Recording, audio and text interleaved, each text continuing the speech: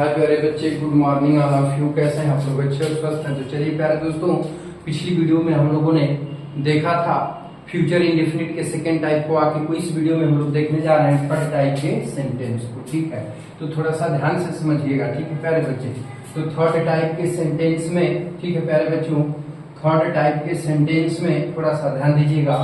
होता यूं है कि वाक्य का दो पार्ट दिया रहेगा, दो भाग दिया रहेगा। ठीक बाबू, और दोनों भागों के अंत में गागी ये मिलेगा। ठीक है, चलिए मैं लिख लेता हूं थोड़ा सा इसको। Future indefinite, future indefinite tense. ठीक है, फ्यूचर इंडिफिनिट टेंस। ठीक है, अब देखिए, अब बातचीत को ध्यान दीजिएगा। फ्यूचर इंडेफिनिट टेंस हो गया। अब जो है कि इसमें थर्ड टाइप। ठीक है प्यारे दोस्तों, थर्ड टाइप। ठीक है, थर्ड टाइप। ठीक है, ध्यान दीजिएगा। दोनों वाक्य दे रहेंगे। वाक्य देखिए, थोड़ा सा लिख लेते हैं, थोड़ा सा नोट करके लिख लेते हैं, तो फिर बातचीत को आगे बढ़ाते हैं। ठीक है, जब वाक्य की शुरुआत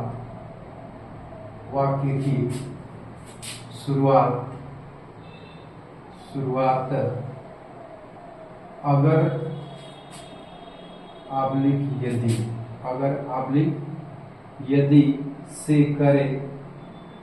यदि से करे और दोनों वाक्यों के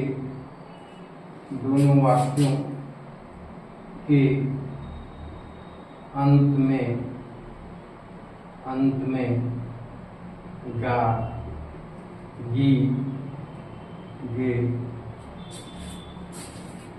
गागी के शब्द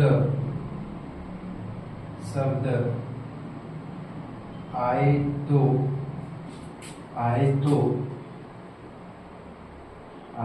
यदि आप अगर से जुड़े हुए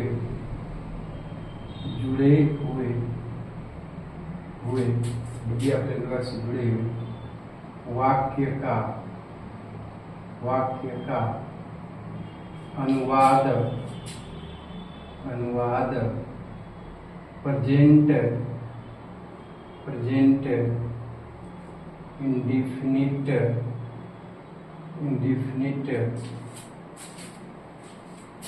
टेंस में तथा दूसरे भाग का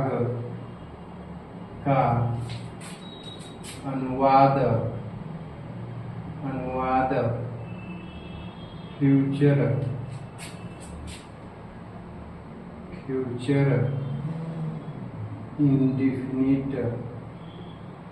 फ्यूचर इंडेफिनिट टेंस में करते हैं।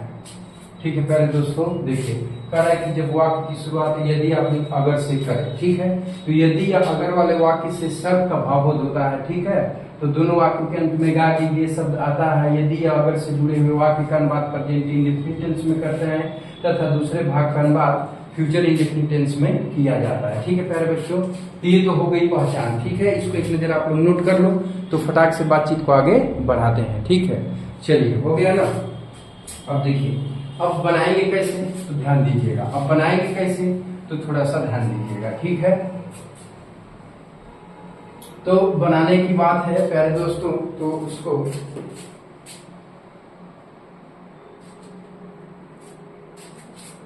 देखिए, ध्यान दीजिएगा।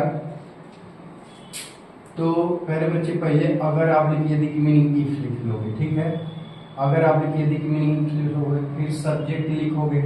ठीक है, पहला वाक्य बनेगा प्रेजेंट इंडेफिनिट में, तो तुरंत मेन वर्ब आएगी, तो कर्ता प्लूरल रहेगा, ये प्लूरल रहेगा, तो मेन वर्ब फर्स्ट फॉर्म में आएगी। कर्ता सिंगुलर रहेगा, तो एस या ईएस जोड़ देंगे, इसके बाद ऑब्जेक्ट लिख देंगे और इसके बाद वाक्य के बीच में तो या तब देगा तो कॉमा लगा देंगे। फिर वाक्य का दूसरा भाग होगा तो वो बनेगा फ्यूचर इंडेफिनिट में, तो सब्जेक्ट लिख लेंगे, सब्जेक्ट आई भी रहेगा तो सेल लगा देंगे और आई भी को छोड़कर रहेगा तो विल लगा देंगे। फिर यहाँ भी मेन वर्ब की फर्स्ट फॉर्म लिखेंगे, फिर ऑब्जेक्ट और इसके बाद लिख लेंगे अदर वर्ब। ठीक है प्यारे बच्चे, चलिए बहुत ही अच्छे बच्चे हैं, ध्यान दीजिएगा। ठीक है, देखिए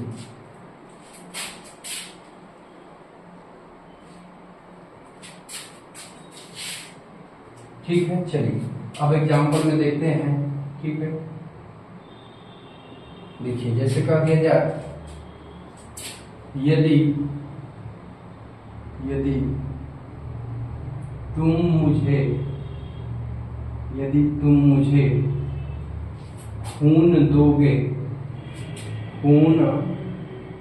तो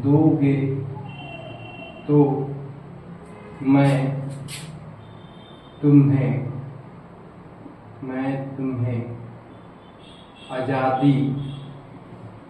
आजादी दूंगा।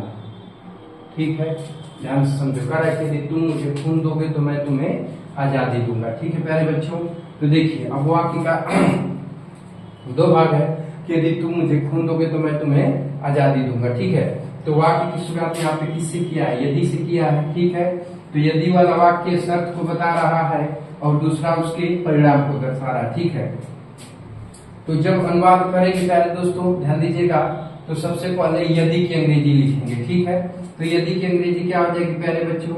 इफ। ठीक है, अब देना यहाँ पे मेन वर्ब है। ठीक है, तो कौन देगा? तुम क्या हुआ? सब्जेक्ट। क्या दोगे? खून। ठीक है, ऑब्जेक्ट हुआ, किसको दोगे? मुझे, ये भी ऑब्जेक्ट हुआ। तो देखो अब करता तुम की मीनिंग यहाँ पे क्या लिख लोगे? यू। ठीक है, अब मेन वर्ब है देना, यू बहुवचन है तो मेन वर्ब को फर्स्ट फॉर्म लिखकर छोड़ देंगे। अब दो ऑब्जेक्ट है मुझे और खून, तो पहले क्या लिखोगे? तो मुझे, तो इफ यू गिव मी माने मुझे, खून का क्या हो जाएगा? Blood. If you give me blood, यदि तुम मुझे खून दोगे तो।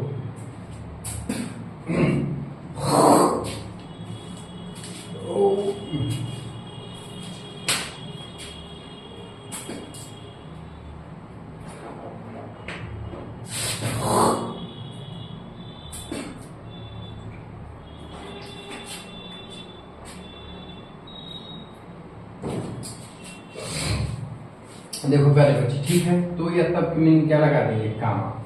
मैं तुम्हें आजादी दूंगा। ठीक है, देना क्या है? मेन वर्ब है, तो कौन देगा? तो मैं। ठीक है, क्या दूंगा? आजादी। ठीक है, ऑब्जेक्ट किसको दूंगा? तुम्हें, तो ये भी है ऑब्जेक्ट। ठीक है, तो कर्ता मैं की अंग्रेजी क्या हो जाएगी? आई। ठीक है, अब इसके साथ सहायक के लिए क्या लगा देंगे? सैल। देना का क्या होता है प्यारे बच्चे? तो देना का आई सैल, देना का भी गिव ही होता है। ठीक है, तो अब यहाँ पे क्या लगा देंगे? तो गिव। ठीक है, अब तुम्हें की अंग्रेजी क्या हो जाएगी? यू। ठीक है, और दूसरा ऑब्जेक्ट है निर्जीव आजादी, तो इसकी मीनिंग क्या हो जाएगी? फ्रीडम। क्या हो जाएगी प्यारे बच्चों? फ्रीडम। बस अभी बन के तैयार है। समझ में आ रही बातचीत? देखो तो हो गया कि if you give me blood, यदि तुम मुझे आजादी दोगे तो आई शैल गिव यू फ्रीडम, मैं तुम्हें आजादी दूंगा। ठीक है, चलो अगले एग्जाम्पल की तरफ चलते हैं। देखिए अगला एग्जाम्पल की तरफ बढ़ते हैं बाबू, ध्यान दीजिएगा। यदि यदि यदि वह मुझसे मिलेगा, यदि वह मुझसे मिलेगा तो मैं उससे, यदि वह मुझसे मिलेगा तो मैं उससे बात करूंगा, मैं उससे बात करूंगा। ठीक है, चलो ध्यान से समझो। देखो आपको कह रहा है कि यदि वह मुझसे मिलेगा तो मैं उससे बात करूंगा। देखो तो दो वाक्य है, यदि वाला है तो है मिलना मेन वर्ब हुआ, तो कौन मिलेगा प्यारे बच्चे? वह। तो वह क्या हुआ? सब्जेक्ट। किससे मिलेगा? मुझसे, तो क्या हुआ? ऑब्जेक्ट। अब दूसरा है कि मैं उससे बात करूंगा, तो बात करना मेन वर्ब हुई। ठीक है, तो कौन बात करेगा? मैं। सब्जेक्ट हुआ, किससे बात करेगा? उससे, ऑब्जेक्ट हुआ। ठीक है, तो अब इसका अनुवाद बनाएंगे, तो अनुवाद बनाएंगे प्यारे बच्चे, तो यदि की मीनिंग क्या हो जाएगी? इफ। ठीक है, अब इसके बाद अब करता हुआ की मीनिंग क्या हो जाएगी ही। मिलना का क्या होता है मीट, ही एक वचन है तो क्रिया में जोड़ के क्या कर देंगे मीट्स, ठीक है। मुझसे तो इसकी मीनिंग क्या हो जाएगी टू मी माने मुझसे। तो या तब की मीनिंग क्या लग जाएगी कामा। अब करता मैं है तो मैं की मीनिंग क्या हो जाएगी आई के साथ क्या लगाएंगे सेल। तो अब यहाँ सेल हो गया। बात करने का क्या होता है टाक TAL के, ठीक है। अब क्या बचा उससे, तो इसकी मीनिंग हो जाएगी टू हिम मतलब उससे। बस यहाँ लगा देंगे फुल स्टॉप। समझ में आई बातचीत। चलो बहुत ही प्यारे बच्चे हो, तो उम्मीद करता हूँ कि वीडियो अच्छा लग रहा होगा। यदि अच्छा लग रहा होगा तो लाइक एंड शेयर जरूर करिएगा, और यदि आप हमारे यूट्यूब चैनल पे नए होंगे तो चैनल को सब्सक्राइब करके ऑल बटन को सेलेक्ट करके जरूर रख लीजिएगा, ताकि ऐसी इन्फॉर्मेटिव वीडियो आपको हर रोज मिलती रहे, ठीक है। चलिए अगला एग्जाम्पल देखते हैं। अगला एग्जाम्पल है यदि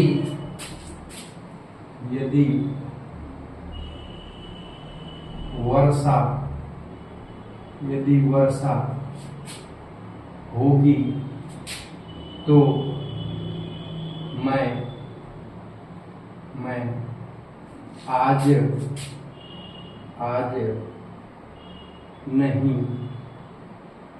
जाऊंगा, ठीक है प्यारे बच्चे। देखिए कह रहा है कि यदि वर्षा होगी तो मैं नहीं जाऊंगा, ठीक है। देखिए यहाँ पे प्यारे बच्चे अभी वर्षा होना मेन वर्ब है, ठीक है, और कर्ता के रूप में प्राकृतिक घटना है तो इसका इस्तेमाल करेंगे। कह रहा है कि मैं नहीं जाऊंगा, तो जाना यहाँ पे क्या है प्यारे बच्चे मेन वर्ब है, तो कौन नहीं जाएगा मैं, ठीक है, सब्जेक्ट हो गया। देखिए अब ध्यान दीजिएगा तो इसका अनुवाद बनाएंगे तो यदि की मीनिंग क्या आ जाएगी प्यारे दोस्तों, तो लग जाएगी इफ माने क्या हो जाएगा यदि। अब कर्ता के रूप में क्या लगा देंगे इफ। अब रेन माने वर्षा होना होता है, ठीक है, और ईट एक बचे तो क्या कर देंगे रेन्स, ठीक है। तो यह सब की मीनिंग क्या लग जाएगी कामा। मैं आज नहीं जाऊंगा तो कर्ता मैं की इंग्लिश क्या हो जाएगी आई, इसके साथ क्या लगा लेंगे सैड, और निगेटिव क्या लगा लेंगे ना। जाना की अंग्रेजी क्या हो जाएगी गो, और टुडे मीन्स क्या हो जाएगा आज, तो गो टुडे। बस यहाँ लगा लेंगे फुल स्टॉप, ठीक है प्यारे बच्चों, बातचीत समझ में आई। चलिए एक और एग्जाम्पल देखते हैं।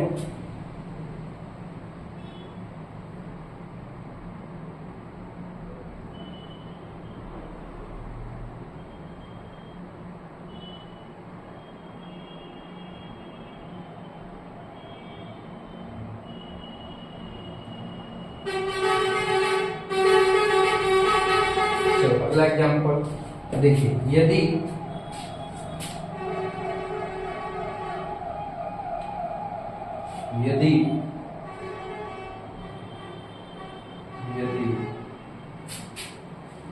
गर्मी बढ़ेगी तो बर्फ पिघलेगी। यदि गर्मी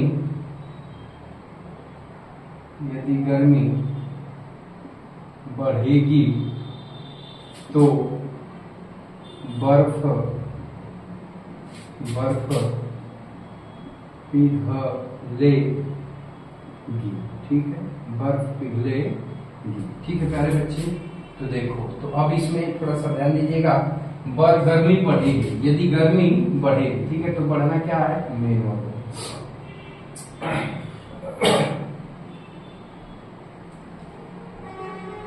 गर्मी बढ़ना, ठीक है, ये ऑब्जेक्ट हो जाएगा, ठीक है, ये गर्मी बढ़ना पूरा मेन वर्ब मान लो, ठीक है। देखो पिघलना मेन वर्ब है, ठीक है, तो कौन पिघलेगी बर्फ, सब्जेक्ट हो गया, ठीक है प्यारे बच्चे। और कौन बढ़ेगी गर्मी, तो अब इसको सब्जेक्ट मान लो। दोनों ही तरीके से कर सकते हो, इसका प्रयोग कर लो दोनों में, या सिंपल वे में कर लो। देखो तो इसमें ईट लगाते रहे, इसमें सब्जेक्ट मान लेंगे। देखो तो इसमें यदि गर्मी बढ़ेगी तो कर्ता में क्या हो जाएगा, पहले तो यदि की मीनिंग क्या लिख लेंगे इफ, ठीक है। अब प्राकृतिक घटना जैसे इसको माने थे इसको भी मान लीजिए, तो कर्तव्य में क्या लगा लीजिए ईट, ठीक है। बढ़ना का क्या होता है प्यारे बच्चे, तो गेट होता है, ठीक है, और ईट एक बचना तो गेट्स लगा दीजिए, ठीक है। बढ़ेगी और गर्मी का क्या हो जाएगा वार्मर मीन्स क्या होता है गर्मी, ठीक है। तो यह तब की मीनिंग क्या लगा लेंगे कामा। अब बर्फ पिघलेगी तो कौन पिघलेगी बर्फ, तो कर्ता बर्फ की इंग्लिश हो जाएगी स्नो माने बर्फ। आई भी को छोड़कर क्या लगा लेंगे विल, ठीक है। और मेन वर्ब क्या है पिघलना, तो पिघलना की मीनिंग होती है मेल्ट, बस यहाँ पे लगा देंगे full stop. If it gets warmer snow will melt, ठीक है प्यारे दोस्तों। चलिए बातचीत को ध्यान देते हैं, ठीक है। अगला एग्जाम्पल है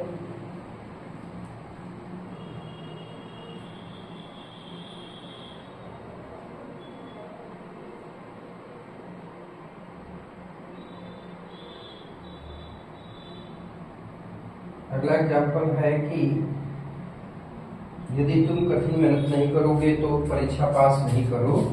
ठीक है, चलो प्यारे बच्चे, हो गया है ना। अंतिम एग्जाम्पल है कि यदि तुम,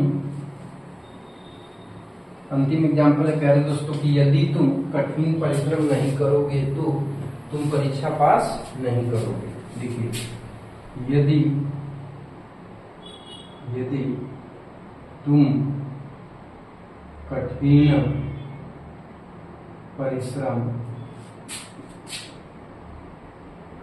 परिश्रम